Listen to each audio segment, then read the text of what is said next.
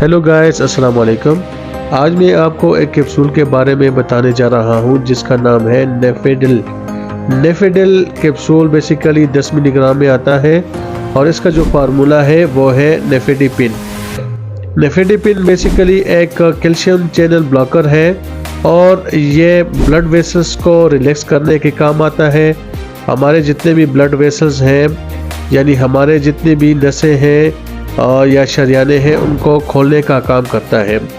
हम इसको इमरजेंसी में हाई ब्लड प्रेशर में इस्तेमाल करते हैं और कंट्रोल एंजाइना के लिए हम इस्तेमाल करते हैं, यानी चेस्ट पेन, किसी भी दिल के अमराज में जब भी चेस्ट पेन होता है तो हम उसको कंट्रोल करने के लिए इसको इस्तेमाल करते हैं। ये चूँकि इमरजेंसी ड्रग है, इसको हम डायरेक्ट कैप्सूल, यानी बाज़ औक़ात ये होता है कि हम कहते हैं कि पानी के साथ खाएं, लेकिन इसको हम खोलकर ज़बान के नीचे हम सबलिंगुअली इसको इस्तेमाल कराते हैं, जिसका असर जो है वो फ़ौरन होता है।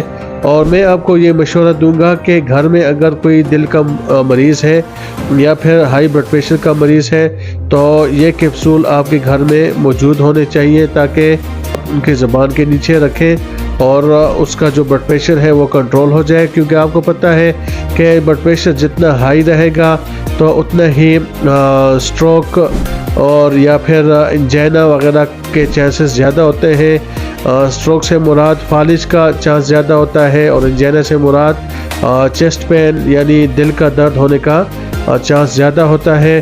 तो चूँकि हमारे पाकिस्तान में रूरल एरियाज़ में मेडिकल की सहूलियात बहुत कम होती है, तो उनके लिए मैं ये ज़्यादातर सजेस्ट करूँगा कि वो ये कैप्सूल लाकर घर में रखें और इमरजेंसी की सूरत में इसको इस्तेमाल करें।